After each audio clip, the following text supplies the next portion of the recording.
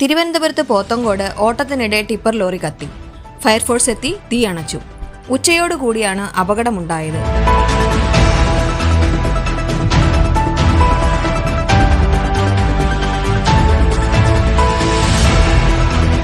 വിഴിഞ്ഞം തുറമുഖ നിർമ്മാണവുമായി ബന്ധപ്പെട്ട് പാറ ഇറക്കിയ ശേഷം തിരിച്ച് പോത്തങ്കോട് ഭാഗത്തേക്ക് വരികയായിരുന്ന വാഹനം ഓട്ടത്തിനിടയിലാണ് ഫ്രണ്ട് ഡാഷ്ബോർഡ് ഭാഗത്ത് ചെറിയ തീപ്പൊരി കണ്ടത്.